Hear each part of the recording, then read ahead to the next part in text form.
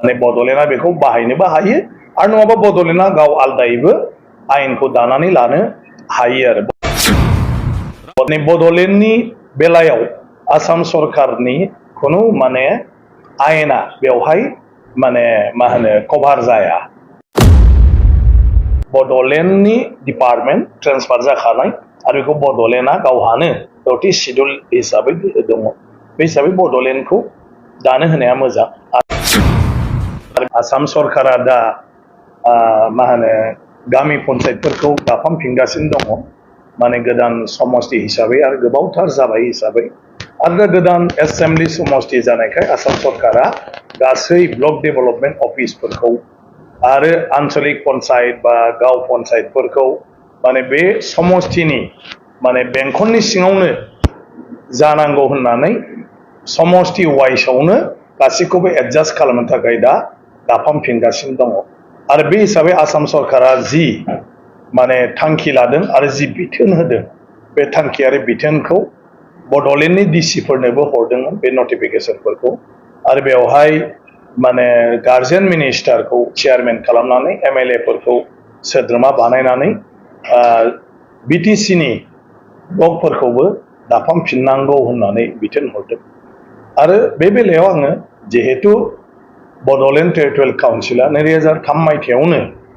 संबिधानखौ माने संशोधन खालामनानै एमेन्डमेन्ट खालामनानै पन्चायती राज बेबस्था पन्चायत आरो रुरेल डेभेलपमेन्ट बेखौ बड'लेण्डनो होनाय जादों गोहोखौ आरो माने संबिजिर हिसाबै बड'लेण्डआ बे पन्चायत आरो रुरेल डेभेलपमेन्ट जि डिपार्टमेन्ट दं बे डिपार्टमेन्टआव जायखिजाया पलिसि लानो हायो आरो बेनि जायखिजाया खामानि मावनो हायो आरो बिनि थाखाय बड'लेण्डनि बिधान सभायाव बायदिसिना माने आयेन खान्थिफोरखौ बानायनानै लानो हायो आरो बेखिनि गोहोखौ संबिजिदा होदों गतिके बड'लेण्डआ मोनसे आलादा खुंथाय दिनै बड'लेण्डनि बेलायाव आसाम सरकारनि खुनु माने आयेना बेवहाय माने मा होनो कभार जाया माने बड'लेण्डआ बेखौ बाहायनोबो हायो आरो नङाबा बड'लेण्डआ गाव आलदायैबो आयेनखौ दानानै लानो हायो आरो बड'लेण्डआ एडप्ट खालामनो हायो माने जोंहा आयेन गैथ'वा ओंखायनो आसाम सरकाराव दा जि आयेन दंथ'यो बे आयेनखौनो जोङो बड'लेण्डआव नाजावनानै बेवहाय बे अफिसारनि दारै जों बेफोरखौ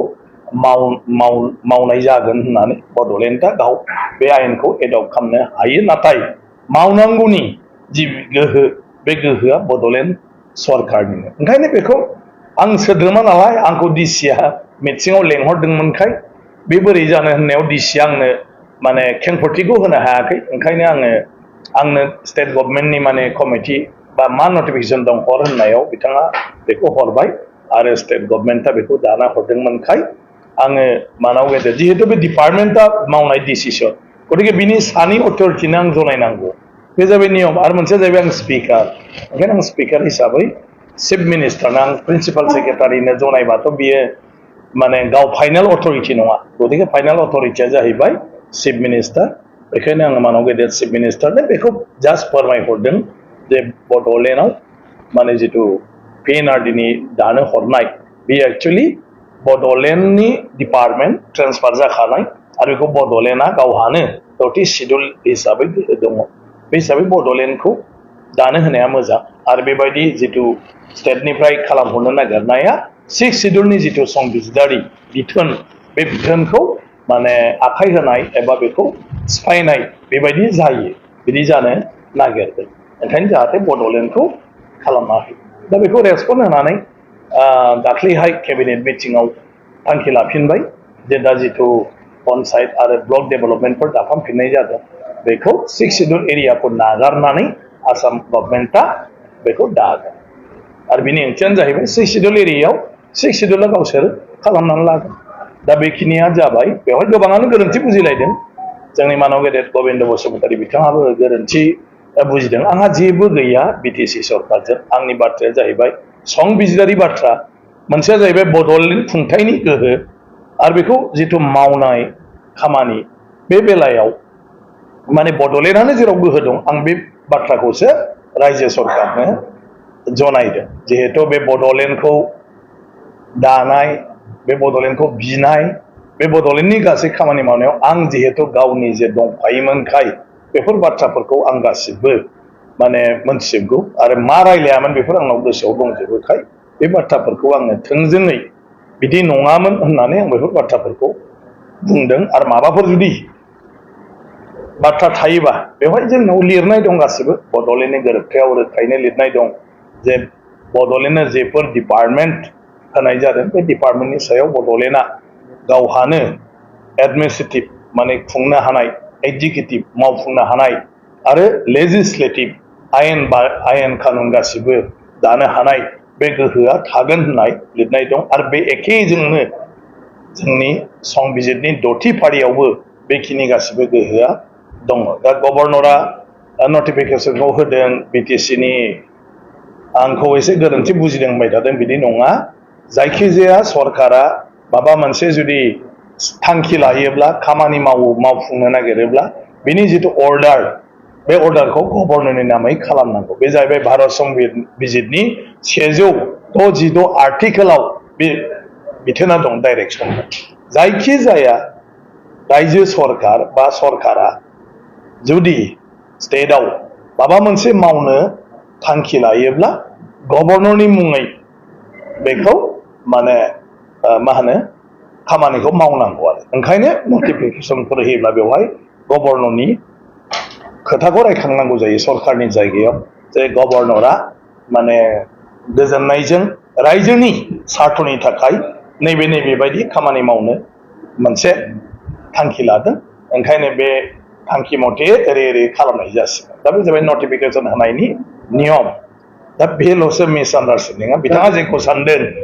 बेयो गभर्नरा बिटिसिनि प्रप'जाल मोननानै होनाय अर्डार नङा स्टेट गभर्नमेन्टआसो गभर्नरनि दहाय लानानै स्टेट गभर्नमेन्टनि केबिनेटआव लानाय थांखिखौ नटिफिकेसन होदों जेरावखि थाया जायखिजाया मानसियानो बेखौ दिन्थिनानै होनो हायो मासिया जेबो गिदिर बाथ्रा नङा बे जाबाय संबिजिरनि बाथ्रा संबिजिरनिखौ आं देरसिन जानो हाया चिफ मिनिस्टारा देरसिन जानो हाया संबिजिरनिख्रुइ सोरबा राष्ट्रपतियाबो देरसिन जानो हाया सोरबा जाजआबो देरसिन जानो हाया गतिके संबिजिरनि बाथ्राखौ जायखिजाया सुबुङानो सोरनोबा आसि दिन्थिनानै बुंनो हायो जे बियो संबिजिरारि हिसाबै बे खामानिया माने एसे माने माबा गैयै जादों इरिलिभेन्ट जादों आरो बियो संबिजिरनि जिथु माने बिथोन बे बिथोनखौ सिफायनाय जादों दा बेखौ बयबो दा आं स्पिकार खिन्थु आं मोनथिथारगौ नालाय दा बेखौ लिरबाय बेखौ दस्रायाबो लिरनो हायोमोन गासिबो बेवहाय जेबो गैया गतिके बे जायो बर'फ्राथ' आरो माने सामाजिक हिसाबै जों गोदो जेरै सोलिबोदों खिन्थु दासो जों गोदान माने मा होनो गोदान नेमखान्थि संबिजिरारि खान्थिजों जों दिनै रायजो सलायनो आवगायदों बेवबो जायफ्रा राजखान्थियाव दङ बिसोरल'सो बेखौ मोनथिगोन आरो जायफ्रा मावनायनि एक्सपिरियेन्स दं बिसोरल'सो माखासे बाथ्राफोरखौ मोनथिजोबो गतिके बर'नि बेलायाव एसे बेबायदि बाथ्राफ्रा फैयो दा बुंब्लाबो आरो जालायगोन बर'फोरखौ जाम्बा होनदों माबा होनदों आंहा रावखौबो बिदि होननायनि खुनु बाथ्रा फैया आं बेखौ बुंदोंल' जों सोरखौ मा दाय होलायनो बयबो गोदान नाथाय आं जेखौ बुंदों बे जाहैबाय आंनि जिउआव बड'लेण्ड दानायनि सावरायजेननायनिफ्राय लानानै आङो दिनैसिमाव सिस्टेमाव दंबाय थाथ'यो आरो बे सिस्टेमाव दंबाय थाथ'यैखाय गोलाव सम आंनि बे हान्थिनाय लामायाव आं जेखौ मोनबोदों नुबोदों बेखौ आं खोन्थादों बयनोबो आरो सरकारनोबो दा संबिजिरारि बिथिङाव सरकारा जेखौ नायस्लाबाखै नुस्लाबाखै बे अफिसारफ्रा 6थि सिडुल फरायाखै बे अफिसारफ्रा बर' गोरोबथाखौ फरायाखै बे अफिसारफ्रा दाबो बड'लेण्डनि गोहोफोरनि सोमोन्दै मोनथिया जोंनाव डिसि गोदान फैयोबा बेबो मोनथिया आरो बेखौ जोंबो बड'लेण्ड सरकार हिसाबै जों रावखौबो खोन्थानाय जायाखै बे जों बड'लेण्ड हिसाबै नोंथाङा नैबे आयेन खान्थिखौ मानिनानै सोलिनांगौ होननानै जोंबो रावखौबो बुङाखै आरो बेखायनो गेजेर गेजेर बेफोरबायदि माखासे माने गोरोन्थिफ्रा जायो नाथाय